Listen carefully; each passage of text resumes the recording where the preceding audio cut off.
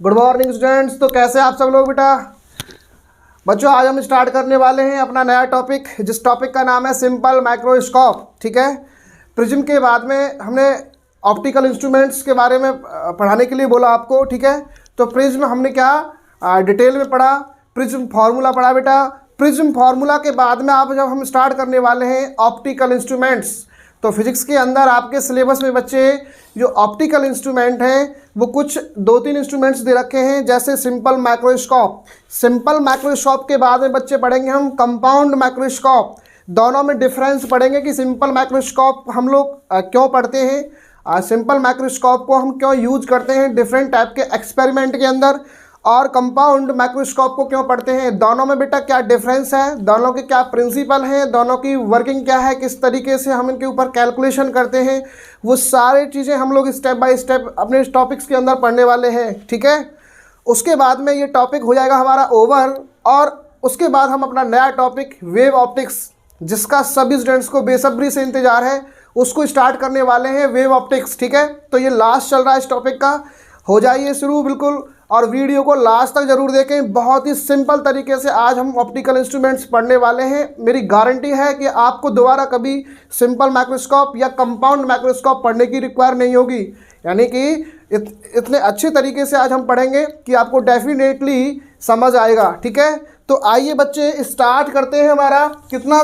प्यारा टॉपिक है simple microscope. तो सिंपल माइक्रोस्कोप, जैसा कि आपको बच्चे बोर्ड पे दिखाई दे रहा है एक डायग्राम, और इस डायग्राम में एक लगा हुआ है हमारा क्या, कॉन्वेक्स लेंस।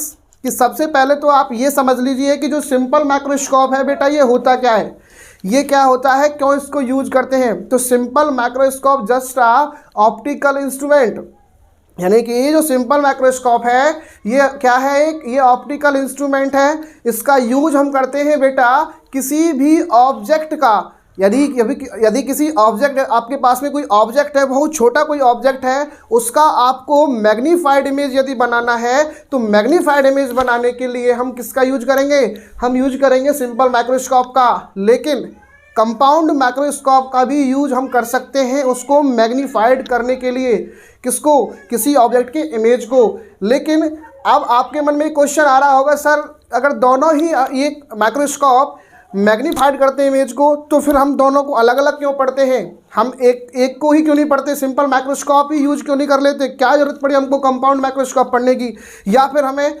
कोई सा भी एक क्यों नहीं पढ़ लेते। तो बेटा ये सारी चीज़ों का जो डिफरेंस है इन दोनों में वो हम पढ़ेंगे। तो जो सिंपल माइक्रोस्कोप है, जब हमको किसी भी इमेज को नॉर्मली क्या करना हो, मैग्नीफाइड करना हो, नॉर्मली का मतलब थोड़ा मैग्नीफाइड करना हो, कि हमें ज़्यादा रिक्वायर नहीं है भाई, किसी ऑब्जेक्ट का आपको क्या है, एक इमेज मैग्नीफाइड इमेज चाहिए, तो हमें क्या है कि रिक्वायर होती है कई बार कि हाईली मैग्नीफाइड चाहिए, बहुत ज़्यादा मैग्नीफिकेशन में करना उसके अंदर। तो बहुत ज़्यादा मैग्नीफिकेशन का जब मैग्नीट्यूड आपको चाहिए, यानी कि बहुत ज़्यादा हाई मैग्नीट्यूड आपको चाहिए किसी भी इमेज का, तो ये सिंपल माइक्रोस्कोप नहीं दे पाता हाई मैग्नीट्यूड। ठीक है, ये एक नॉर्मल मैग्नीट्यूड देता है, किसका, मैग्नीफिकेशन का। ठीक है, अगर आपको हाई मैग्नीट्यूड चाहिए मैग्नीफिकेशन का, तो उसके लिए यूज करेंगे हम कंपाउंड माइक्रोस्कोप। तो जो सिंपल माइक्रोस्कोप है, ये कह सकते हैं कि एक नॉर्मली क्या करता है, नॉर्मली मैग्नीफाइड करता है किसको, इमेज को, किसी भी ऑब्जेक्ट को। तो आइए इसको पढ़ते हैं, वर्क कैसे करता है, किस तरीके से इसकी कैलकुलेशन यानी डेरिवेशन होती है बेटा, वो हम डिस्कस करते हैं। ठीक है, तो सिंपल सा एक डायग्राम आपको दिखाई दे रहा है, ठीक है, जिसके अंदर आपको देखते ही पता चल जाना चाहिए कि बेटा ये क्या है, ये कॉन्वेक्स लेंस है। क्या है, कॉन्वेक्स लेंस है। कॉन्वेक्स लेंस, कॉनकेव लेंस, इनके टाइप्स, सारी वर्किंग आपको मैं बता चुका हूँ। इमेज फॉर्मेशन के कॉन्सेप्ट, रे डायग्राम के कॉन्सेप्ट, ये सारी चीज़ें मैं डिस्कस कर चुका हूँ आपके साथ में। तो बेटा ये जो कॉन्वेक्स लेंस आपको दिखाई दे रहा है, आप इसको ज़रा ठीक से समझिए कि मैंने आपको इस केस में ये बताया था कि जब कोई भी प्रिंसिपल एक्सिस, यानी कि कोई भी कॉन्वेक्स लेंस के अंदर जब उसका प्रिंसिपल एक्सिस होता है, उसके पैरेलल जब कोई रे ऑफ लाइट आती है बेटा, तो वो कहाँ से पास होती है, किसी फोकस से पास होती है, ये दिखाई दे रहा है। ठीक है, और जब कोई भी रे ऑफ लाइट उसके ऑप्टिकल सेंटर से पास होती है, तो क्या होता है, वो विदाउट डेविएशन के पास होती है। ठीक है, यही वो बताया था ना आपको। तो बस उसी इन्हीं छोटी छोटी चीज़ों का यूज करके हम लोग यहाँ पे एक कॉन्सेप्ट तैयार करेंगे, एक प्रैक्टिकल तैयार करेंगे, उस प्रैक्टिकल की हेल्प से हम लोग कई सारी चीज़ें समझने के लिए जा रहे हैं। ठीक है, तो जरा देखिए, हमने एक ऑब्जेक्ट ले रखा है बेटा ए बी। क्या ले रखा है? एक ऑब्जेक्ट ए बी, ठीक है।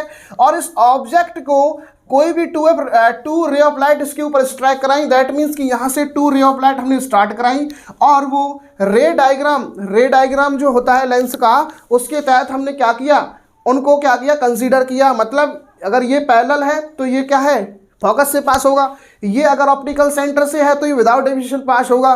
तो ऐसे केस में क्या होगा, ऐसे केस में बेटा ये होगा कि ये रे ऑफ लाइट का मतलब क्या है, ये जो रे ऑफ लाइट आपको दिखाई दे रही है, यहाँ पर मान लो कि कोई पर्सन बैठा है, मतलब ये ह्यूमन आई दिखाई दे रही है आपको, कि यहाँ पर बैठे हो किसी आदमी को ऐसा लगेगा कि ये दोनों रे ऑफ लाइट कहाँ पर मीट कर रही हैं, यानी कि यहाँ पर मीट कर रही है, इस पॉइंट पर, ठीक है। तो कहने का मतलब ये कि मैंने आपको ये बताया था कि जिस जगह पर कोई भी 2 रे ऑफ लाइट मीट करती हो या एक दूसरे को इंटरसेक्ट करती हो, चाहे वो रियल में इंटरसेक्ट करती हो, चाहे वो इमेजनरी कंडीशन में इंटरसेक्ट करती हो, वहीं पर हमारा क्या बन जाता है, वहीं पर हमारा इमेज ऑफ द ऑब्जेक्ट बन जाता है। बोलो बात समझ में आई कि नहीं आई? ठीक है। तो ये अब आपको यहाँ पे दिखाई दे रहा है कि ए डैश और बी डैश, मैंने आपको ये बताया था कि जब आपका कोई भी ये ए और बी, यानी कि ए बी जब फ्रेश फॉर्म में हो तो वो ऑब्जेक्ट के लिए हम लोग सिंबल यूज कर सकते हैं। ऐसा कोई कंफर्म नहीं है, कोई ऐसा कोई वो भी नहीं है कि भाई कोई आपको ए बी ही यूज करना है, पर लेकिन अक्सर कर आपको हर बुक में यही मिलेगा, ठीक है। तो इतना समझना कि जो ए बी है ये ऑब्जेक्ट होता है, और जब इसके ऊपर डैश लगा दो आप तो क्या आता है, इमेज होता है, ठीक है। तो आपको ये देख के पता चल जाना चाहिए कि जो ये ए डैश और बी डैश दिखाई दे रहा है, ये बेटा क्या है, ये है आपका इमेज ऑफ द ऑब्जेक्ट, ठीक है।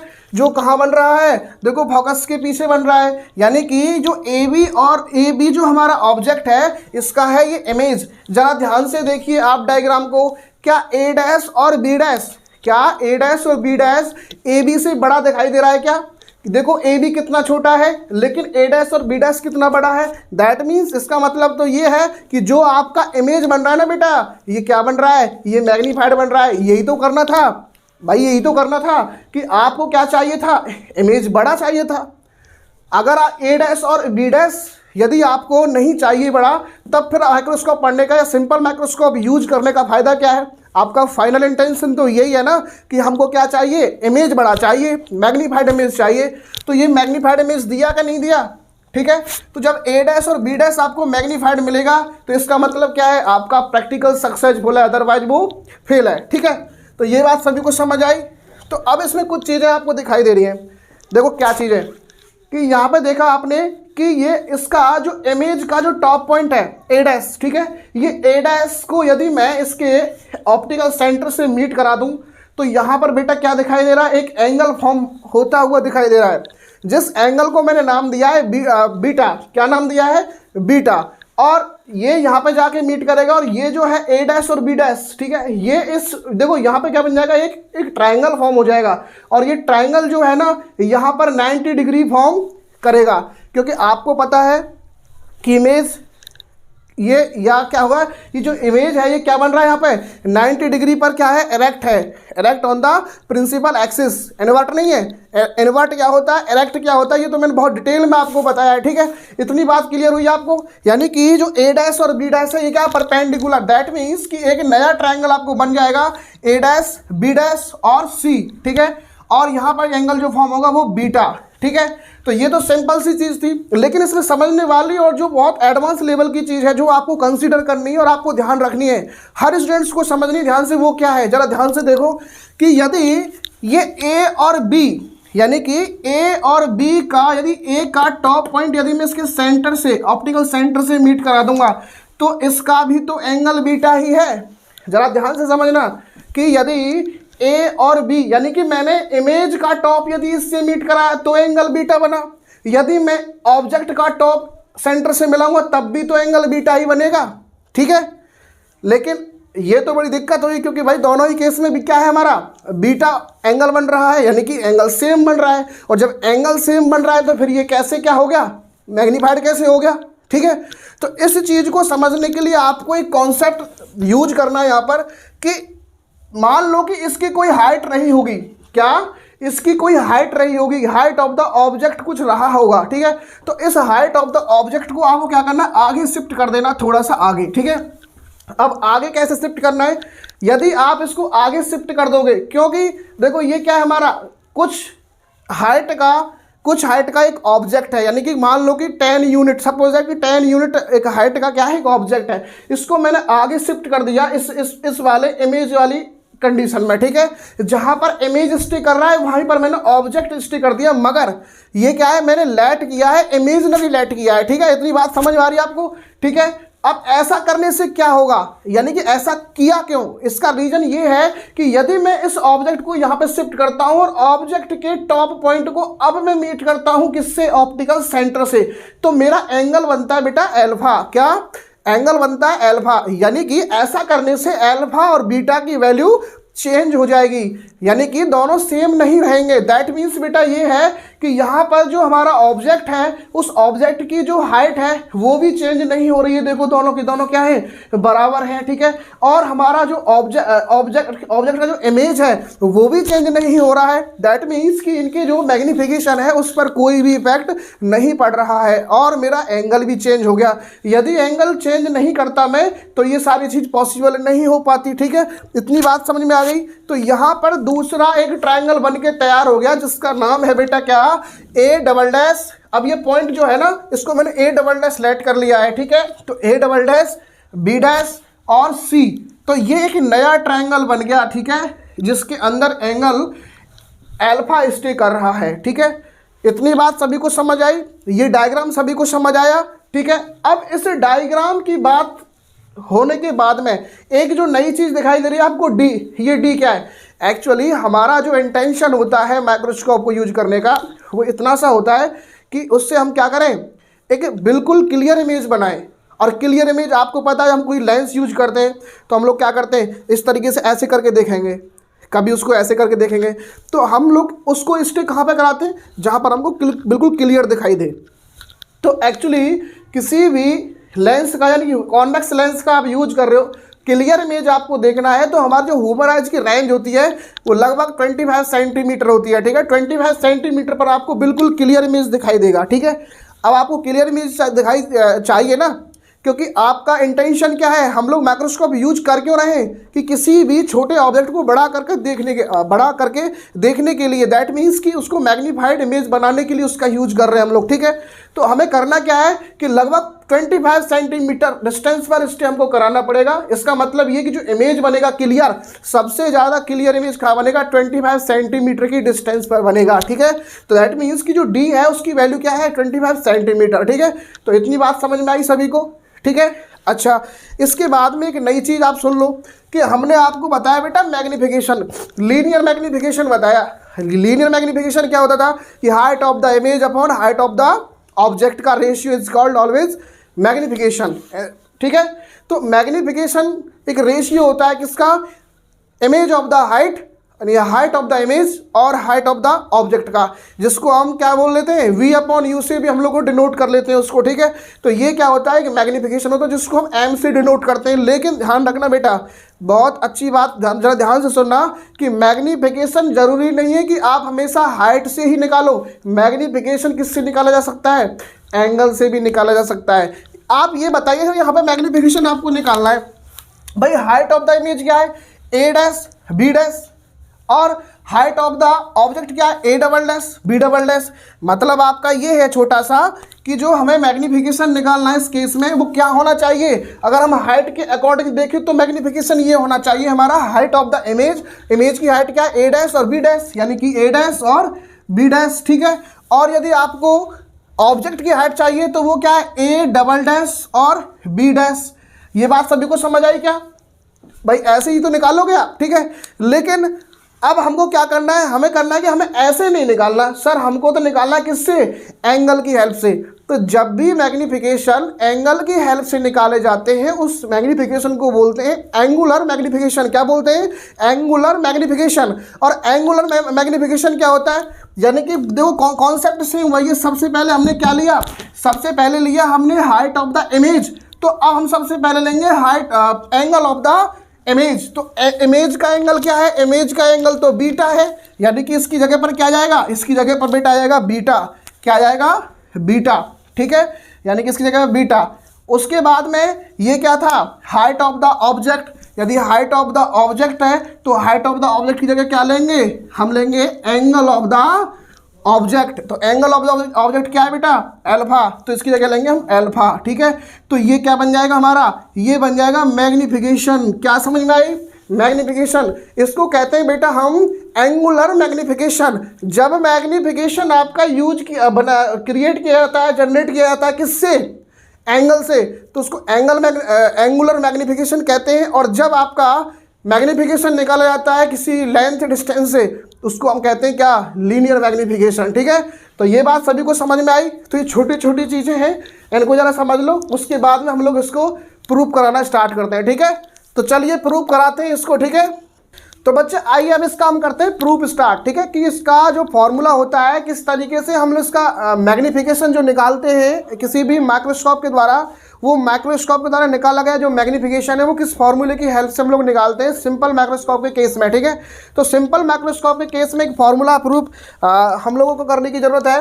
वो क्या है, जरा एक चीज़ और सुन लो बेटा, कि जो हमारा माइक्रोस्कोप है, ठीक है, इसके अंदर जो रे ऑफ लाइट जो यूज की गई है, ठीक है, कि जो रे ऑफ लाइट जो यूज की गई है, ठीक है, ये जो रे ऑफ लाइट्स के जो एंगल होते हैं ना, यानी कि जो अल्फा और बीटा जो एंगल्स दिखाई दे रहे हैं ना, ये बहुत छोटे होने चाहिए। क्योंकि आपको ये चीज़ मैंने पिछली वीडियो में बताया था कि अगर आपका ये ह्यूमन जैसे आई लेंस आपको दिखाई दे रहा है ना, कि हमारी जो ह्यूमन आइज होती है, इसका जो लेंस आपको दिखाई दे रहा है, ये बहुत छोटा लेंस होता है। इसके अंदर यदि आपको कोई भी 2 रे ऑफ लाइट एंटर करानी है तो वो बहुत छोटे एंगल पर आपको एंटर करानी पड़ेंगी। अदरवाइज क्या है, लेंस से वो आजू बाजू से, दैट मीन्स कि उसके आउट साइडों से निकल जाएंगी और वो उसके अंदर एंटर ही नहीं कर पाएंगी।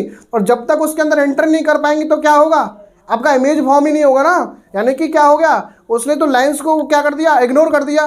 तो लेंस को यदि इग्नोर नहीं कराना है तो यानी कि आपको एंगल बहुत छोटा रखना है, जिससे कि वो आई जो ह्यूमन आई होता है उसके लेंस के अंदर क्या एंटर कर सके। ठीक है, तो जरा ध्यान से देखिए, अब हमें क्या करना है, जो हमने ये ट्रायंगल्स पढ़ रखे हैं ना, इन ट्रायंगल्स का यूज करके हम लोग यहाँ पे कुछ प्रूव करने के लिए जा रहे हैं। जरा कौन कौन से ट्रायंगल हम लोग यूज करेंगे। पहले हम लोग क्या करते हैं, इमेज वाला ट्रायंगल लेते हैं। कौन सा, ए डैश, बी डैश और सी।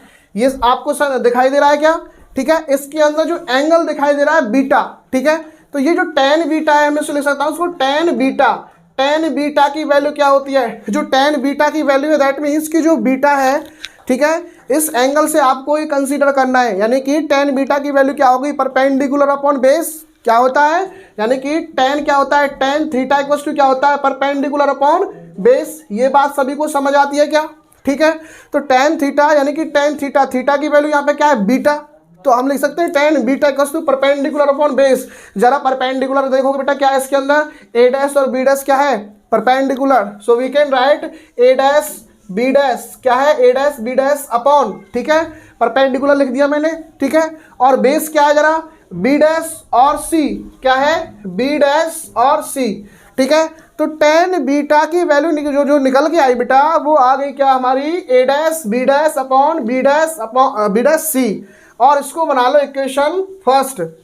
जहाँ तक किसी को कोई दिक्कत तो नहीं है किसी को, तो ये आ जाएगा हमारा tan बीटा का इक्वेशन, ठीक है। सिमिलरली आपको क्या निकालना है, tan अल्फा का निकालना है, बिल्कुल इसी तरीके से, ठीक है। तो ये हो जाएगा tan अल्फा, ये tan अल्फा क्या है, ये भी तो tan ही है ना, ये भी क्या होगा, परपेंडिकुलर अपॉन बेस होगा। जरा इसका परपेंडिकुलर देखते हैं क्या है, देखो इसका परपेंडिकुलर tan अल्फा का ए डबल डैश, ध्यान से समझना, A double dash B dash, तो ये हो जाएगा A double dash B dash upon क्या हो जाएगा, ये इसका बेस क्या है, बी डैश सी, बेस तो दोनों का सेम ही है ना, तो बी डैश सी। ये बात सभी को समझ आई क्या, क्लियर।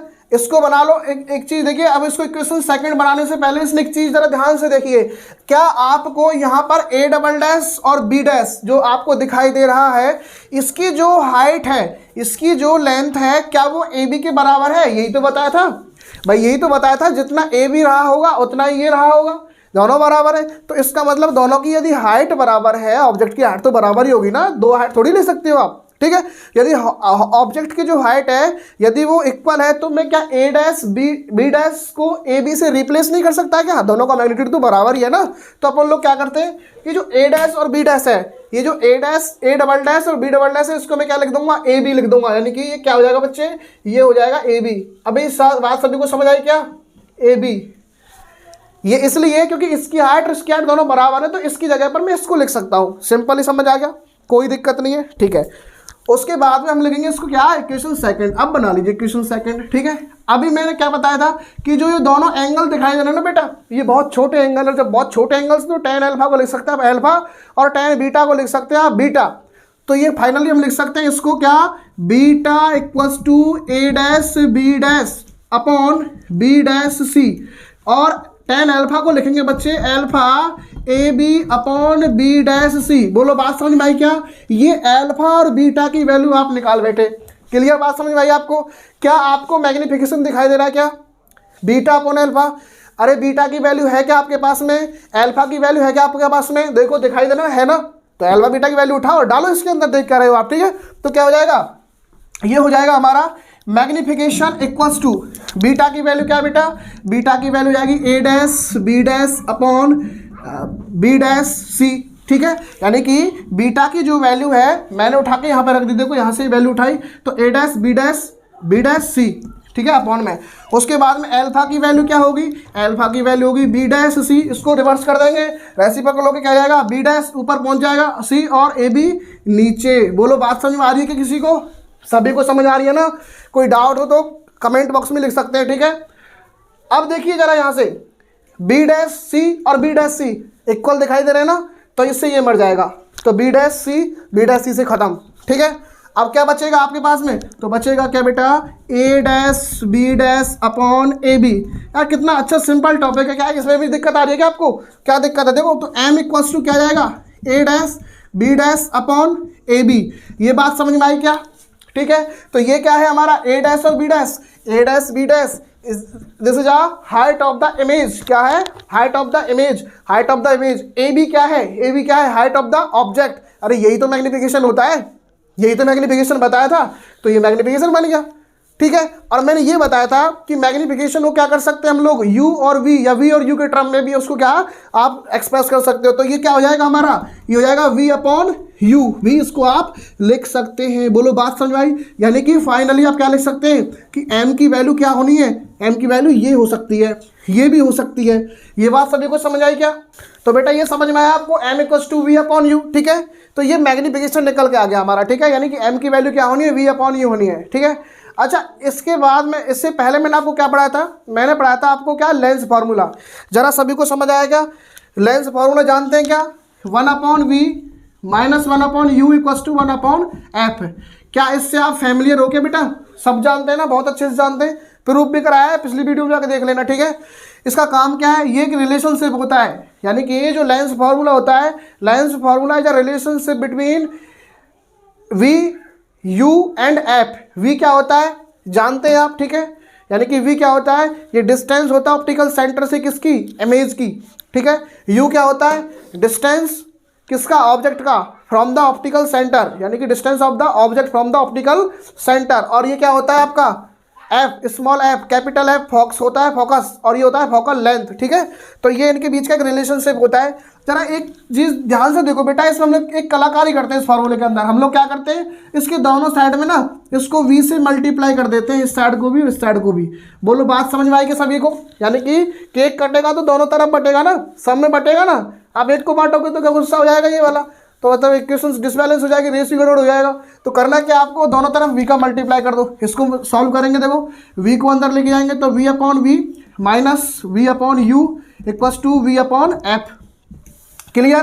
क्या ये देखो v upon v cancel out हो जाएगा, यानी कि यहाँ पे क्या बचेगा, यहाँ पे बचेगा बेटा 1, ठीक है। ये बात सभी को समझ आई? क्या बचेगा 1। क्या v अपॉन यू, क्या v अपॉन यू को क्या लिख सकते हैं बेटा, m लिख सकते हैं क्या? ये बात किस किस को समझ आई? क्या v अपॉन है कि v अपॉन m को, v अपॉन यू को क्या लिख सकते हैं, m लिख सकते हैं क्या? ठीक है, तो हम क्या कर सकते हैं, v अपॉन यू की जगह क्या लिख सकते हैं, m। अरे ये तो मैग्निफिकेशन है, तो हमने लिख दिया m, ठीक है, m लिख दिया। क्लियर बात समझ में आई आपको? ठीक है। उसके बाद में जरा ध्यान से देखो, इसको जरा ध्यान से देखो कि ये v क्या है, ये तो क्या है, ये बेटा इमेज डिस्टेंस है, image distance from the optical centre. Image distance, यहाँ पे देखिए, image distance from the optical centre. और ये क्या है बेटा, ये क्या है v, और v का मतलब d, यही तो है d। d क्या है, ये डी क्या है, ये डी है image distance from the optical centre. तो क्या v और u की वैल्यू एक नहीं होनी है भाई, ये क्या एक होनी है ना। तो जब v को d से रिप्लेस नहीं कर सकते आप, तो सिंपली करना क्या है, v को भी खत्म करो, v को खत्म करके क्या लिख देंगे, d, कैपिटल D। इतनी बात सभी को समझ आई क्या, ठीक है, कैपिटल D हो जाएगा। जरा मुझे क्या चाहिए था, मैग्नीफिकेशन। भाई मेरा जो सिंपल माइक्रोस्कोप है वो क्या देता है, मैग्नीफिकेशन। मुझे क्या चाहिए, m की वैल्यू, ठीक है, किसके टर्म में, d और f के टर्म में। भाई यही तो चाहिए मुझे, मैग्नीफिकेशन ही तो निकालना है मुझे माइक्रोस्कोप से, करना क्या है, ठीक है। तो सिंपली मुझे m की वैल्यू चाहिए, तो m की वैल्यू करने के लिए मुझे क्या करना पड़ेगा, इसको इधर ले आओ, ठीक है, और इसको इधर पे पहुंचाओ, ठीक है, यानी कि ट्रांसपोर्टेशन कर दो दोनों का, ठीक है। तो ये क्या जाएगा हमारा 1 माइनस, देखो ये पॉजिटिव है, इधर आके क्या जाएगा नेगेटिव, तो d by f equals to, ये नेगेटिव है उधर जाएगा तो क्या पॉजिटिव, ठीक है। तो फाइनली m इक्वल्स टू, ठीक है, 1 माइनस डी अपॉन एफ। देखो फॉर्मूला प्रूफ हो गया। ये है बच्चे मैग्नीफिकेशन, ठीक है, फॉर द सिंपल माइक्रोस्कोप, ठीक है। सिंपल माइक्रोस्कोप बहुत अच्छा टॉपिक है बेटा, बहुत सिंपल क्वेश्चन बनते हैं यहाँ से, ठीक है। आपको बहुत सिंपल है, आपको समझ आ जाना चाहिए एक बार में। m equals to 1 minus d by f, ये फॉर्मूला सभी को समझ आया। जरा इसको लर्न कर लेना। सिंपल जब माइक्रोस्कोप कंपाउंड माइक्रोस्कोप जब पढ़ेंगे हम लोग, तो उसमें क्या है, ये डायरेक्टली यूज होगा वहाँ पर, ठीक है। तो m equals to 1 minus d by f, तो ये फॉर्मूला प्रूफ हो गया, ठीक है, क्लियर। तो जब हम अब देखो इसके आगे हम पढ़ेंगे क्या, कंपाउंड माइक्रोस्कोप। तो कंपाउंड माइक्रोस्कोप के केस में जरा ये ध्यान रखना, हम क्या करेंगे, इस फॉर्मूले को डायरेक्ट यूज करेंगे, ठीक है। तो यहाँ पर हमारा क्या है, फिनिश हो जाता है बेटा, क्या फिनिश होता है, सिंपल माइक्रोस्कोप का टॉपिक। ये बात सभी को समझ आई क्या, कोई दिक्कत, ठीक है। अगर दिक्कत हो तो वीडियो को बैक करके आप देख सकते हैं, ठीक है। बिल्कुल पक्का समझ में आएगा, कमेंट करिए, शेयर करिए, ठीक है। अगला वीडियो किस पर, अगला टॉपिक, वीडियो तो एक ही होगा। अगला जो टॉपिक है हमारा कंपाउंड माइक्रोस्कोप, बहुत अच्छा टॉपिक है, बहुत इंपॉर्टेंट टॉपिक है, बहुत अच्छे तरीके से मैं आपको पढ़ाऊंगा, डेफिनेटली आपको समझ आएगा, ठीक है। चलो ठीक है, आइए अगले टॉपिक पर आते हैं। अच्छा एक टॉपिक, अगला टॉपिक से हम लोग क्या करते हैं, क्वेश्चन करते हैं इसमें, ठीक है। सिंपल माइक्रोस्कोप में क्वेश्चंस कैसे पूछे जाते हैं, जरा पहले क्वेश्चन करते हैं, आइए देखते हैं क्वेश्चन। लेकिन बेटा इसमें क्या है, एक चीज़ जरा ध्यान से देखो, हमने आपको पढ़ा था साइन कन्वेंशन, कितने प्यारे तरीके से साइन कन्वेंशन पढ़ाया बेटा, उसका यूज नहीं करोगे, यहाँ तो कर लिया आपने माइनस, उसको कौन यूज करेगा, साइन कन्वेंशन को। तो साइन कन्वेंशन के लिए क्या करना है, सिंपली आपको देखना है लेंस की लेफ्ट साइड क्या है, यानी कि जो इसकी साइड, ये साइड क्या होती है, नेगेटिव। तो बेटा इसको नेगेटिव नहीं रखोगे क्या यहाँ पे, ठीक है, ये नेगेटिव उधर जाएगा, यानी कि ये सारी चीज़ें क्या हो जाएगी आपकी, यानी कि आप इसको उधर लेके आओगे तो क्या हो जाएगा, ये पॉजिटिव हो जाएगा। भाई इस साइड से आप इसको लेके आओगे तो क्या हो जाएगा, पॉजिटिव हो जाएगा। तो ये इधर जाएगा तो क्या पॉजिटिव, ये नेगेटिव है तो इधर जाएगा पॉजिटिव, ये नेगेटिव इधर जाएगा तो ये भी पॉजिटिव, तो क्या आएगा, ये पॉजिटिव। जब ये पॉजिटिव है तो यही पॉजिटिव होगा, तो इसलिए पॉजिटिव हो जाएगा साइन कन्वेंशन, ठीक है। विदाउट साइन कन्वेंशन करोगे तो नेगेटिव रहेगा, जो कि क्या है, रॉन्ग है। तो जरा साइन कन्वेंशन को भी बेटा भूलो मत, साइन कन्वेंशन नहीं पढ़ा तो लेंस नहीं पढ़ा, कोई कैलकुलेशन नहीं पड़ी है, सब कुछ गड़बड़ हो जाएगा, सब कुछ विदाउट साइन कन्वेंशन, ठीक है।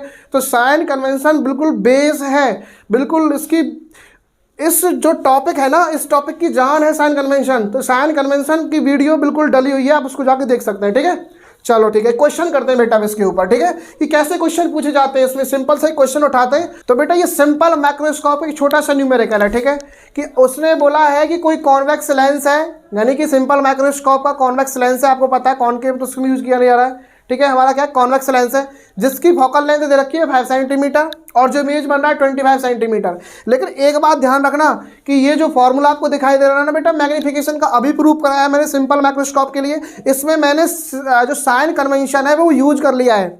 आप इसमें 2 बार साइन कन्वेंशन यूज मत कर लेना कि बोलो कि सर डी की वैल्यू तो 25 सेंटीमीटर देगा, उसको नेगेटिव 25 ले सकते हैं क्या। अरे कितनी बार नेगेटिव लोगे भैया, कितनी बार नेगेटिव लोगे आप, अभी तो नेगेटिव लिया था ना आपने।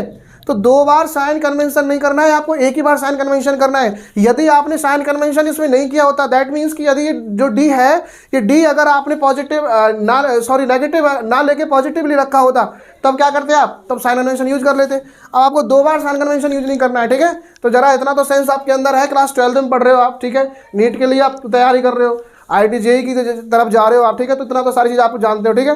तो सिंपली क्या करेंगे, एक कॉन्वेक्स लेंस है, उसके लिए फोकल लेंथ दे रखा है 5 सेंटीमीटर, और क्या दे रखा है, डी की वैल्यू। अब डी की क्या है, ये बिल्कुल वो है जहाँ पर इमेज फॉर्म हो रहा है, ठीक है, जैसा कि मैंने आपको बताया था। जरा इस वैल्यू को उठाइए और इसके अंदर डालो मैग्नीफिकेशन का फॉर्मूला, तो क्या आ जाएगा, m इक्वल्स टू 1 प्लस जो डी की वैल्यू है हमारे पास में क्या है 25 सेंटीमीटर, ठीक है, और जो आपकी वैल्यू क्या है 5 सेंटीमीटर, ठीक है। ज़रा सॉल्व आउट करोगे क्या, सॉल्व आउट करोगे क्या हो जाएगा, तो जाएगा हमारा 6 आंसर इसका आ जाएगा मैग्नीफिकेशन। तो ये क्या पता है हमारा magnification power of the convex lens in this case, ठीक है। तो आपको मैग्नीफिकेशन पावर पूछी जा सकती है, ठीक है। अच्छा ध्यान रखना, कई बार क्या होता है एम की मैग्नीफिकेशन दे देगा आपसे, कि कई बार आपसे बोला कि भाई एम की वैल्यू 6 है, तो चलो 6 वैल्यू दे देगा यहाँ से, और बोलेगा कि एफ की वैल्यू कुछ और है, मान लो कि एफ की वैल्यू 10 है, ठीक है, तो आपसे बोलेगा कि डी की वैल्यू बताओ चलो। तो ये चीज़ मैंने आपको पहले कई बार बताया कि एक फॉर्मूला जितने कंपोनेंट से मिलकर बना होता है वो सारे कंपोनेंट उससे फाइंड आउट किए जा सकते हैं, निकाले जा सकते हैं, ठीक है। तो जिसमें उसमें 3 कंपोनेंट आपको दिखाई दे रहे हैं 1 2 3 यानी कि MDF, तो तीनों कैलकुलेट किए जा सकते हैं, ठीक है। तो परेशान होने की कोई जरूरत नहीं है, बहुत सिंपल चीज़ है, कोई एडवांस क्वेश्चन यहाँ से नहीं बनता यार, बहुत सिंपल टॉपिक है, आप पढ़ लीजिए, ठीक है। इसके बाद आइए हम अगला टॉपिक स्टार्ट करते हैं, कंपाउंड माइक्रोस्कोप, ठीक है। हाँ तो बच्चा हमारा ये अगला जो टॉपिक है बेटा इसका नाम है कंपाउंड माइक्रोस्कोप, ठीक है। जैसा कि अभी मैंने आपको पढ़ाया क्या पीछे सिंपल माइक्रोस्कोप, जरा समझ में आया सिंपल माइक्रोस्कोप। सिंपल माइक्रोस्कोप के बाद में बेटा इसी टॉपिक को आगे बढ़ाते हुए एडवांस लेवल पर ले जाते हुए अगला जो टॉपिक आता है बच्चे उसका नाम है हमारा कंपाउंड माइक्रोस्कोप। और compound microscope is the one of the most important topic. ध्यान रखना, जब क्वेश्चन आपका एडवांस बनाना हो किसी भी एग्जामिनर को, जब आपका क्वेश्चन एडवांस लेवल का बनाना हो, दैट मीन्स कि तुमको परेशान करना हो, तब क्वेश्चन कहाँ से आएगा, कंपाउंड माइक्रोस्कोप से आएगा। कंपाउंड माइक्रोस्कोप बहुत अच्छा टॉपिक है, एक अरेंजमेंट है, कई लेंस का एक अरेंजमेंट होता है, एक से ज़्यादा लेंसेज का क्या है एक अरेंजमेंट होता है। जरा देखते हैं किस टाइप का भाई ये अरेंजमेंट है, इतनी सारी इन्फॉर्मेशन एक सिंगल डायग्राम में, है ना। तो परेशान मत होना देख के, बिल्कुल परेशान नहीं होना है, बिल्कुल अच्छे तरीके से हम लोग इसको डिस्कस करेंगे, आपको एक एक पॉइंट डेफिनेटली समझ में आएगा, बस आप लगातार बने रहिए, वीडियो को लास्ट तक जरूर देखें। और देखिए इसमें दिखाई दे रहे हैं आपको क्या, 2 कॉन्वेक्स लेंस। जरा ये इन्फॉर्मेशन तो हम लोग बाद में डिस्कस करेंगे, पहले कंपाउंड माइक्रोस्कोप के बारे में आप थोड़ा सा सुन लीजिए थ्योरेटिकल, ठीक है। ओरल डिस्कस करते हैं पहले थोड़ा सा कि बेटा जो कंपाउंड माइक्रोस्कोप होता है ये होता है एक से ज़्यादा लेंसों का एक अरेंजमेंट। अब बात ये आती है कि सर हम कंपाउंड माइक्रोस्कोप पढ़ते क्यों हैं भाई, जब हमको इमेज मैग्नीफाइड ही करना है तो हम सिंपल माइक्रोस्कोप से कर लेते। जी बिल्कुल कर सकते हैं, लेकिन जब आपको इमेज बहुत ज़्यादा मैग्नीफाइड करना हो, ऐसा होता है ना कि बहुत कोई टाइनी पार्टिकल्स है, कोई छोटा बहुत टाइनी ऑब्जेक्ट है आपका, तो क्या करना है और उसका इमेज आपको बड़ा बनाना है। तो भाई एक बात बताइए, माइक्रोस्कोप जो सिंपल माइक्रोस्कोप होता है उसके अंदर तो एक ही लेंस होता है। अब एक लेंस कितना मैग्नीफाइड करेगा, उसकी यार एक लिमिट होती है, रेंज होती है, ऐसा थोड़ी कि उसको आप लगातार उसको हाईली मैग्नीफाइड कर लोगे, तो नहीं। तो जब आपको हाईली मैग्नीफाइड की रिक्वायर हो, जब आपको बहुत ज़्यादा मैग्नीफिकेशन की जरूरत हो, तो उस केस में पढ़ते हैं कंपाउंड माइक्रोस्कोप। ये बात समझ में आई। तो जरा देखते हैं इसमें और कैसे कैसे काम करता है कि जो ये कंपाउंड माइक्रोस्कोप होता है ना बेटा, इसमें जब एक से ज़्यादा लेंस यूज करेंगे, मान लो कि मैंने 2 लेंस इसमें यूज किए, तो मुझे एक इमेज बना ये वाला, ठीक है। तो मेरा ऑब्जेक्ट तो देखो ये छोटा सा है, ए बी ऑब्जेक्ट यहाँ पर रखा, लेकिन इसका इमेज बन रहा है देखो यहाँ से यहाँ तक, ठीक है, B डबल डैश और A डबल डैश, कितना बड़ा इमेज बन गया। लेकिन एक बात ध्यान रखना कि मैंने आपको ये बताया कि एक से ज़्यादा लेंस, लेकिन वो एक से ज़्यादा लेंस 2 हो सकते हैं, 3 हो सकते हैं, 4 हो सकते हैं, 10 हो सकते हैं। क्या ऐसा हो सकता है क्या? बिल्कुल हो सकता है। ध्यान रखना, कंपाउंड माइक्रोस्कोप में लेंसेज बढ़ा सकते हैं, लेकिन एक बात बताइए, जब किसी एक लेंस के ऊपर आप कोई भी 2 रे ऑफ लाइट यानी कि कोई भी लाइट आप स्ट्राइक कराओगे, तो उस जिस इंटेंसिटी से आप लाइट स्ट्राइक कराओगे किसके ऊपर, एक पहले वाले लेंस के ऊपर, इस पहले वाले लेंस को बोलते हैं हम ऑब्जेक्टिव लेंस। क्या LO दिखाई दे रहा है ना, ऑब्जेक्टिव लेंस, यानी कि ऑब्जेक्टिव लेंस इसको इसलिए बोला गया है क्योंकि ये ऑब्जेक्ट के पास है, इसलिए इसको ऑब्जेक्टिव लेंस बोला गया है। बात समझ में आ रही है क्या? ठीक है। यदि आप कोई भी लाइट यानी कि किसी भी मैग्नीट्यूड की लीजिए, कोई उसकी इंटेंसिटी का कोई मैग्नीट्यूड होगा लाइट का, वो आप इस पर स्ट्राइक कराते हो, तो जितनी भी इंटेंसिटी होगी लाइट की उसका 10% तो ये लेंस ही खा जाएगा। बात समझ रहे ना, उसका 10% इंटेंसिटी का ये लाइट जो लेंस है ये क्या कर लेगा, उसको क्या कर लेगा, एब्जॉर्ब कर लेगा। अब बचा 90%, तो 90% इंटेंसिटी क्या करेगी, वो इमेज फॉर्मेशन में काम में आएगी। ठीक है, लेकिन क्या करना है, अभी भी आपका इंटेंशन कंप्लीट नहीं हुआ है, आपको तो हाईली मैग्नीफाइड इमेज चाहिए ना, तो फिर क्या करेंगे आप, इस वाले पोर्शन के लिए दूसरा लेंस यूज करेंगे, ठीक है। तो क्या करेंगे, जब ये जो 90% जो आपकी क्या है इंटेंसिटी है वो इंटेंसिटी पहुंचेगी इस लेंस के पास में, उसका 10% ये भाई साहब खा जाएंगे, ये भी तो खाएगा ना। और बल्कि ये सारी चीज़ का इंटेंसिटी इसकी ज़्यादा ले लेगा क्योंकि लेंस भी बड़ा है, ठीक है। उसके बाद में लगातार ये आगे फिर आगे इस तरीके से ट्रैवल होगा पूरा प्रोसेस। तो अगर तीसरा लेंस मिलेगा तो उसकी इंटेंसिटी 10% बची हुई की उसकी वो खा जाएगा। ऐसे ही एक सीरीज बनेगी। सीरीज बनने का मतलब बेटा ये है कि जैसे जैसे लेंस इंक्रीज होंगे तैसे तैसे आपकी इंटेंसिटी कंटिन्यूअसली डिक्रीज होगी। और भाई जब एक बात बताओ ध्यान से, जब आपकी सारी इंटेंसिटी आप अपनी लॉस कर दोगे, लाइट की सारी इंटेंसिटी जब लेंस को ही दे दोगे तो इमेज किससे बनाओगे? अरे इमेज किससे बनेगा? इमेज तो फिर आपका ब्लर हो जाएगा। जब आपके पास इंटेंसिटी नहीं है, लाइट इतनी डल हो जाएगी, लाइट इतनी बिल्कुल इंटेंसिटी लेस हो जाएगी, बहुत कम इंटेंसिटी आपके पास में है, तो आपका इमेज कैसा बनेगा? ऐसा बनेगा बिल्कुल ब्लर कि आप उससे ठीक से देख ही नहीं पाओगे। फिर आपका मैग्नीफाइड करने का फ़ायदा क्या है भाई? आपने जब इमेज आपको क्लियर ही नहीं दिखाई दिया, जब आप क्लियर ठीक से उस इमेज को देख ही नहीं पाए, तो फिर माइक्रोस्कोप यूज करने का फ़ायदा क्या है? इसीलिए तो माइक्रोस्कोप पढ़ रहे हैं आप, इसलिए तो माइक्रोस्कोप यूज कर रहे हैं, जैसे कि आप इमेज को क्या है ठीक से देख पाए। और फिर भी आप ठीक से देख नहीं पाए तो फिर क्या फ़ायदा हुआ कंपाउंड माइक्रोस्कोप यूज करने का? तो सिंपली आपको इतना समझना है कि ज़्यादा लेंस यूज नहीं करने हैं। ज़्यादा लेंस यूज करोगे तो उससे ज़्यादा लेंस अगर आप इसके सिस्टम के अंदर यूज करोगे तो क्या होगा? इमेज आपका डल बनेगा। आप मोबाइल फ़ोन यूज करते हैं ना, आप उसकी ब्राइटनेस बढ़ा देते तो क्या होता है? सारी चीज़ें क्लियर दिखाई देती हैं। उसकी ब्राइटनेस कम करते तो क्या होता है? चीज़ें धुंधली दिखाई देती हैं, यानी कि चीज़ें डल दिखाई देती हैं, उसकी इंटेंसिटी कम हो जाती है। तो भाई वही केस यहाँ पे होता है कि इंटेंसिटी आपको मेंटेन रखनी है इस केस के अंदर, तभी आप क्लियरली देख पाओगे। तो उसके लिए आपको दो लेंस सफिशियंट होते हैं, दैट इज सफिशियंट, ठीक है। यानी कि इतना सफिशियंट है आपके पास में। तो ये बात समझ में आई। तो कंपाउंड माइक्रोस्कोप के अंदर दो लेंस क्यों यूज करते हैं, ये बात समझ में आई कि नहीं आई? अभी ये तो डिस्कस करूंगा मैं, अभी तो क्या है सारी चीज़ें, लेकिन ये चीज़ क्लियर हो गई, ठीक है। अब आ जाइए अपने डायग्राम पे। अब हम लोग अपना डायग्राम स्टार्ट करते हैं। जरा शुरू से देखिए। देखो ये ए भी दिखाई दे रहा है बेटा, एक ऑब्जेक्ट, और ये ऑब्जेक्ट के पास जो लेंस है इसको बोला गया है ऑब्जेक्टिव लेंस, LO, क्लियर। ये इस ऑब्जेक्टिव लेंस का बच्चे क्या है? ऑप्टिकल सेंटर है, जिसको मैंने नाम दे दिया O1, बिकॉज यहाँ पे दो लेंस है, इसको दे दिया, इसके जो ऑप्टिकल सेंटर है इसको दे दिया नाम O2, ठीक है। जब यहाँ से कोई भी 2 रे ऑफ लाइट चलेंगी तो ये पैरेलल जाने वाली रे ऑफ लाइट इस focus of the objective lens FO, यानी कि FO क्या है? ये ऑब्जेक्टिव लेंस का फोकस है, ठीक है। इससे पास होगा और इसके ऑप्टिकल सेंटर से पास होने वाली ray of light without deviation follow करते हुई यहाँ पर ये दोनों रे ऑफ लाइट जाके मीट करेंगी। और इनको जब यहाँ से मीट करूँगा मैं, इससे इमेजिन करूँगा, तो यहाँ पर क्या बनेगा? एक इमेज फॉर्म हो जाएगा, ठीक है। उस इमेज का नाम होगा हमारा क्या? उस इमेज का नाम होगा A' और B'। क्या नाम होगा बेटा? A' और B'।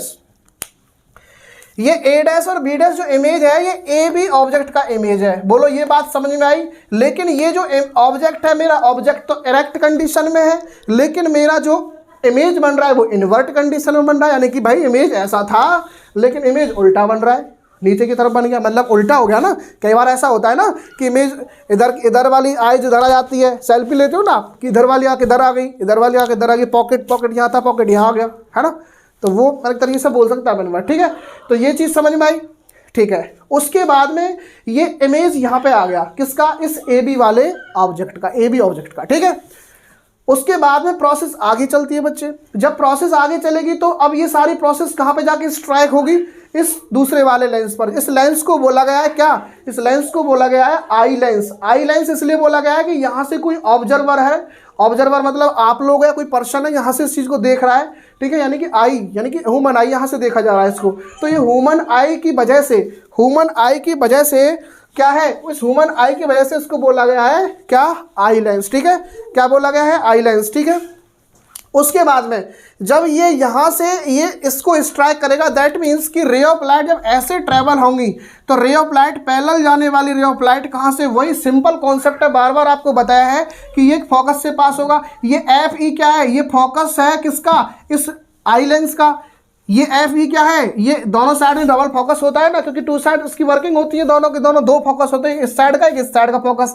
तो अब ये जो एफ ई है ये क्या है, इस वाले लेंस का जो आई लेंस है इसका ये वाला फोकस है, ठीक है, और ये वाला फोकस है ये भी आई लेंस का है। ऐसे ही एफ ई दिखाई दे रहे ना, इधर आप सिंबल कर सकते हो, ठीक है, किया नहीं है तो यहाँ पे भी इसकी भी दो फोकस होंगे, किसके, ऑब्जेक्टिव लेंस के, ठीक है।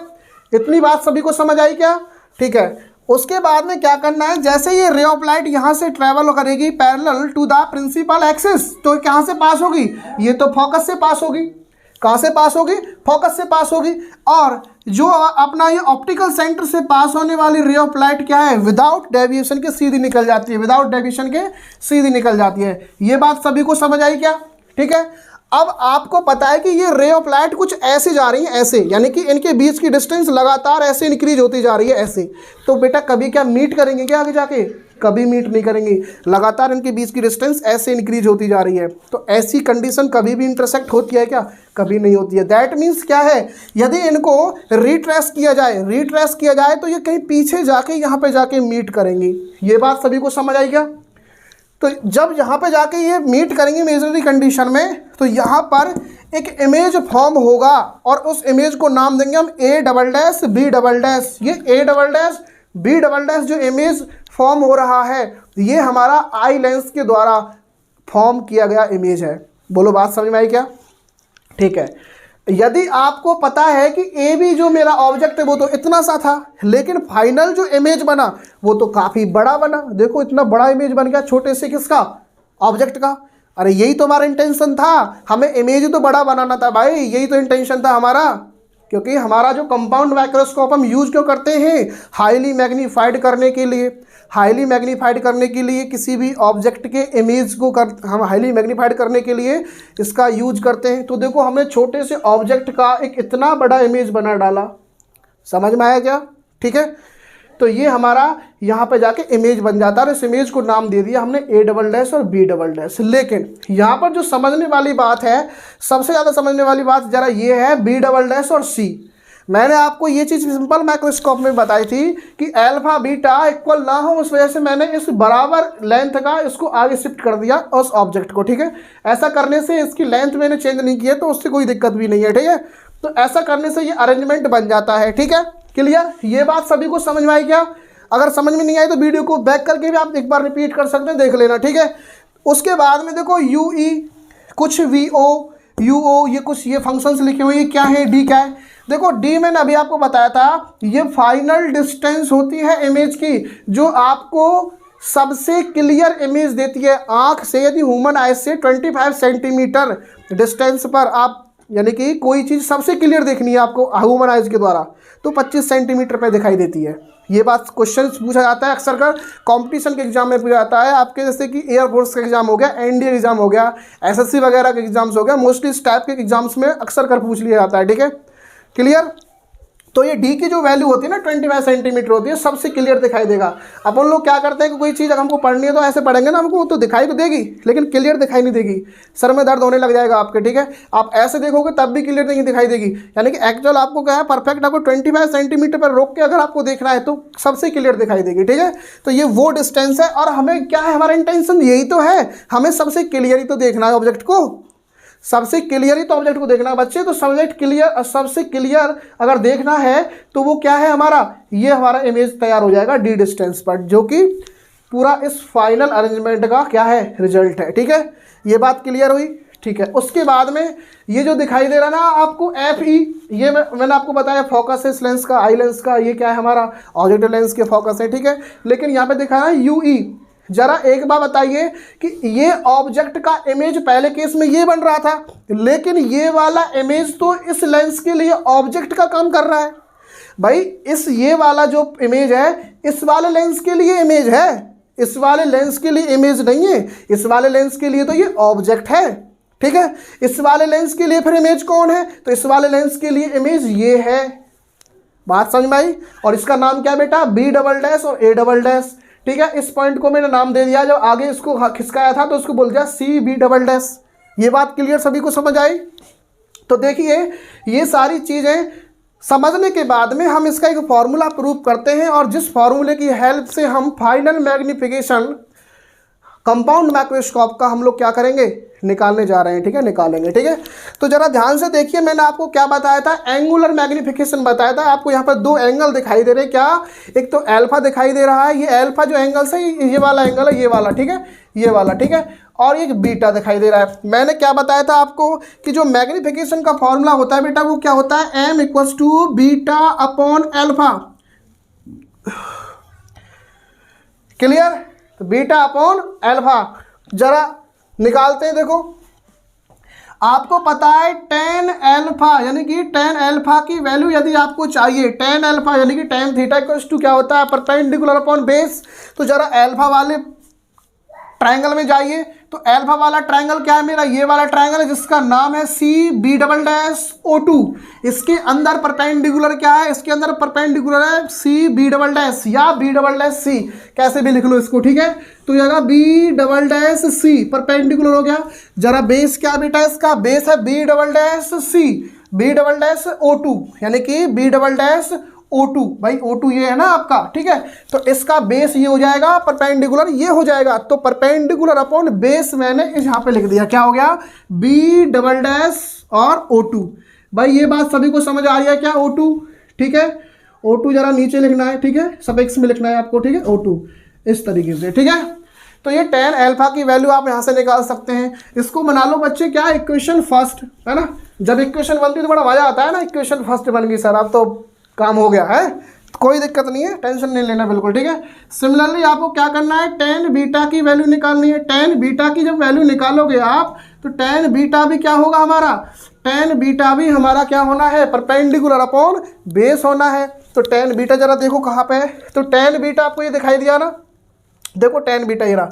तो tan बीटा यानी कि tan बीटा के लिए देखो ये 90 डिग्री यहाँ पे हो जाएगा, ये 90 डिग्री है।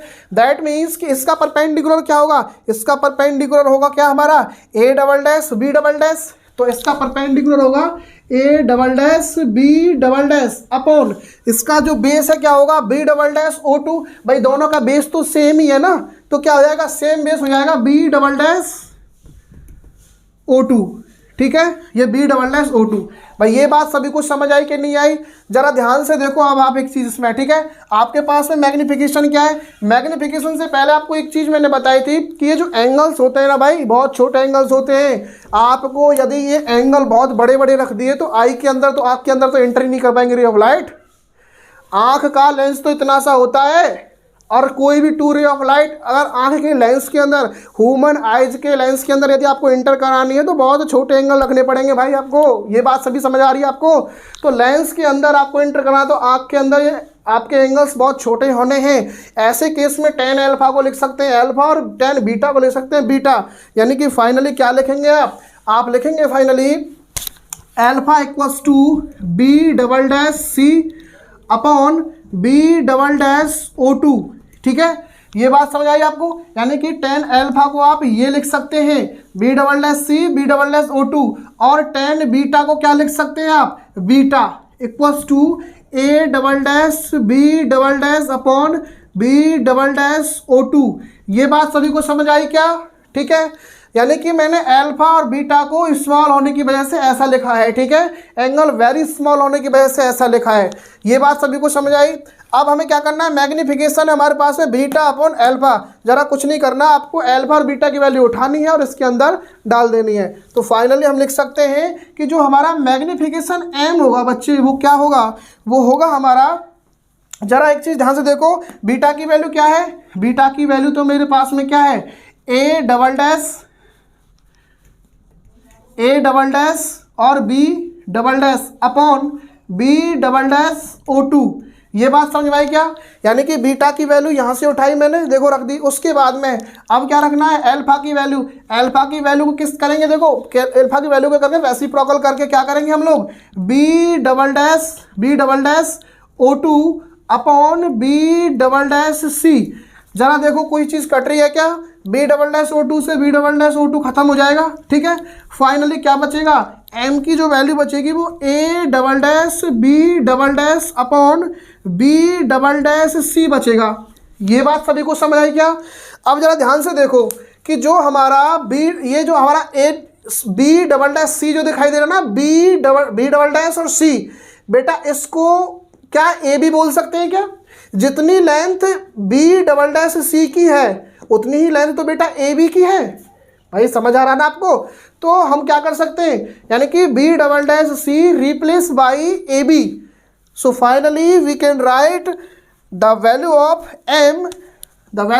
M equals to A double dash B double dash upon A B.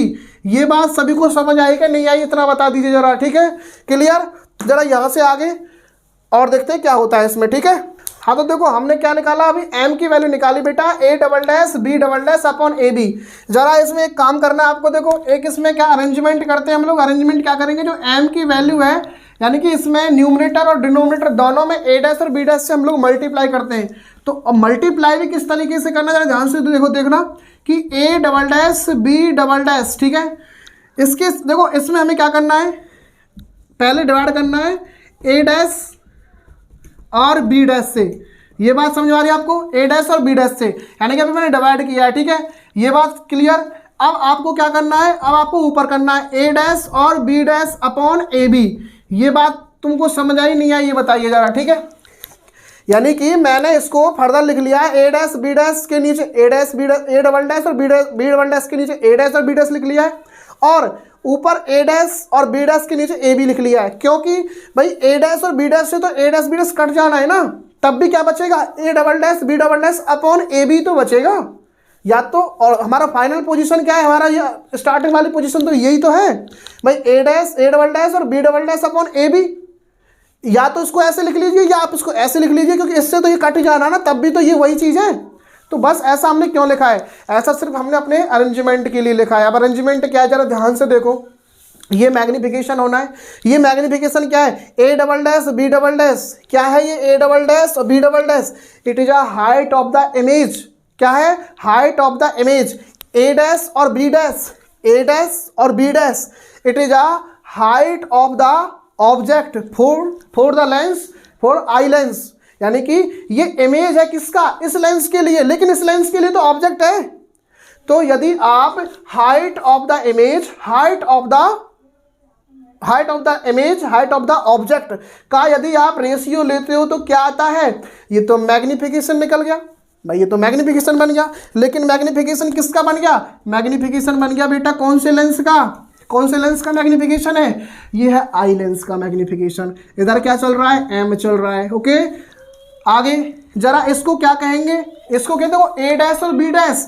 क्या है A dash B dash, it is a height of the image for the lens objective, यानी कि फॉर ऑब्जेक्टिव लेंस। ठीक है, objective lens के लिए क्या है, इमेज है, और इमेज की हाइट क्या है, ए डैश और बी डैश। तो ए डैश और बी डैश, ए बी क्या है, ऑब्जेक्ट की हाइट, यानी कि ऑब्जेक्ट की हाइट। तो ये भी मैग्निफिकेशन है, लेकिन किसके लिए, ऑब्जेक्टिव लेंस के लिए। यानी कि क्या है, ये मैग्निफिकेशन हो जाएगा किसके लिए, यानी कि एम ओ की वैल्यू, यानी कि magnification for objective lens, magnification for eye lens. ये मैग्निफिकेशन निकल के आ गया। बोलो बात समझ में यहाँ तक आई कि नहीं आई आपको। ठीक है, क्या बेटा एम ई की वैल्यू आपके पास में है क्या, एम ई की वैल्यू कहाँ है, एम ई की वैल्यू देखो, एम ई की वैल्यू। यदि एम ई की वैल्यू आप प्रूव करके बैठे हो, पहले से ही मैंने आपको सिंपल माइक्रोस्कोपिक केस में प्रूव कराया था ना। ठीक है, तो जरा आप m इक्वल्स टू क्या लिख सकते हैं, आप लिख सकते हैं 1 plus D upon F E.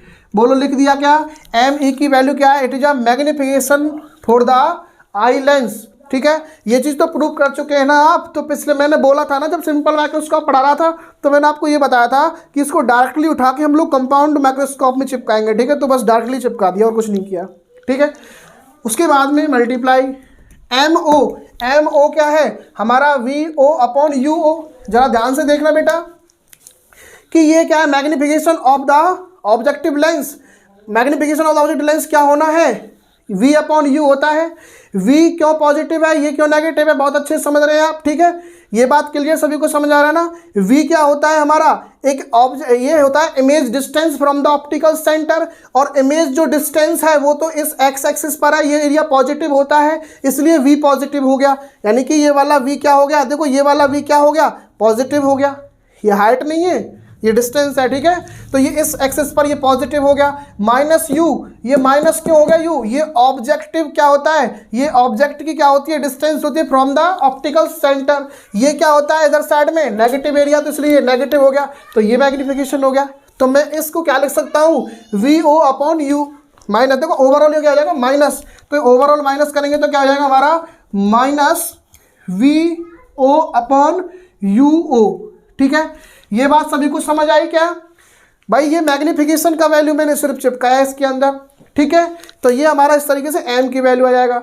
जरा इसको देखो और अरेंज कैसे कर सकते हैं, देखिए आगे देखो। तो बेटा ये आ गया हमारा final magnification in the case of compound microscope, ठीक है। सिर्फ अरेंज करके लिख लिया है, इसको आगे पीछे करके लिख लिया, ठीक है। वी जो जीरो दिखाई दे रहा है we zero upon you zero, ये पीछे था, इसको आगे लिख लिया बस, ठीक है। ये बात समझ में आई आपको। तो ये क्या है, final magnification in the case of compound microscope, clear. अच्छा, इसके बाद में जब भी आपसे मैग्निफिकेशन पूछा जाए तो आप इस फॉर्मूले का यूज कर लेना, ठीक है। मैंने आपको ये बताया था अभी कि जब हम लोग क्या पढ़ रहे थे सिंपल माइक्रोस्कोप में, हमने ये पढ़ा डी एफ एम। अब लेकिन देखो यहाँ पे कई सारी चीज़ें और ऐड हो गई, वी और यू ऐड हो गया, तो आपसे वी और यू की वैल्यू भी पूछी जा सकती है, ठीक है। अच्छा, यहाँ पर एक चीज़ और आपसे पूछ लिया जाता है, जब आप वी ओ और यू ओ निकाल लोगे बहुत सारी चीज़ें इसमें निकल जाएंगी, तो इसमें एक चीज़ और पूछ ली जाती है क्या, कि length of the microscope tube, length of the microscope tube, length of the microscope tube क्या होता है बेटा, ध्यान से देखो कि ये जो ट्यूब दिखाई दे रही है ना आपको, ये वाली जो चीज़ दिखाई दे रही है, ये वाली चीज़, इसको बोलते हैं हम क्या, माइक्रोस्कोप ट्यूब। तो आपसे इस माइक्रोस्कोप ट्यूब की लेंथ पूछ ली जाती है कई बार। जरा ध्यान से देखो, ये क्या है, ये क्या है हमारा, देखो माइक्रोस्कोप की ट्यूब यहाँ से यहाँ तक की डिस्टेंस क्या है, क्या वी ओ, क्या है वी ओ, ठीक है। यहाँ से यहाँ तक की डिस्टेंस क्या है वी ओ, और यहाँ से यहाँ तक की डिस्टेंस क्या है हमारी यू ई। तो क्या बेटा v o plus u e को मैं ऐड कर दूंगा तो क्या आ जाएगा, ये लेंथ एल निकल के आ जाएगा। ये लेंथ एल जो क्या है ना बेटा, यही क्या है, माइक्रोस्कोप ट्यूब की लेंथ है। तो इसमें दो फॉर्मूला बन जाते हैं, तो ये वाला और एक ये वाला, ठीक है। ये दोनों फॉर्मूलों को भाई समझ लो, पढ़ लो, रट्टा मार लो, ठीक है। पेपर में आना ही आना है, ठीक है। कोई डाउट हो तो कमेंट बॉक्स में डाल सकते हैं। ज़्यादा से ज़्यादा वीडियो को शेयर करो लगातार अपने फ्रेंड्स के साथ में। हम यूँ ही लगातार कंटिन्यू वीडियो लाते रहेंगे, प्रॉपर तरीके से पूरा सिलेबस आपको कराएंगे, ठीक है। हम आने वाले टाइम में न्यूमेरिकल की सीरीज भी चलाने वाले हैं, ठीक है। तो ये सारी चीज़ इस तरीके से की जाती है, ठीक है। तो ये कंपाउंड माइक्रोस्कोप हमारा यहाँ फिनिश हो जाता है, ठीक है। सिंपल माइक्रोस्कोप फिनिश हो जाता है। आप कोई भी नॉर्मल न्यूमेरिकल इस पर लगा सकते हैं, ठीक है, ठीक है। तो एनसीईआरटी की न्यूमेरिकल आप लगा लो, दैट इज सफिशिएंट, ठीक है। उससे ज़्यादा कुछ ना लगाओ, बाकी प्रैक्टिस के लिए आप कहीं से पढ़ सकते हो, ठीक है। तो अब देखो ये हमारा जो टॉपिक है ना रे ऑप्टिक्स, आज रे ऑप्टिक्स हमारा ख़त्म हो गया। कितनी खुशी की बात है, आज हमने रे ऑप्टिक्स ख़त्म कर लिया। लेकिन अब अगला जो टॉपिक होगा हमारा बेटा, वो होगा हमारा वेव ऑप्टिक्स। बहुत इंपॉर्टेंट टॉपिक है वेव ऑप्टिक्स, जरा ध्यान से समझना। अब हम अगला टॉपिक वेव ऑप्टिक्स स्टार्ट करने वाले हैं, ठीक है। तो चलिए बाय बाय।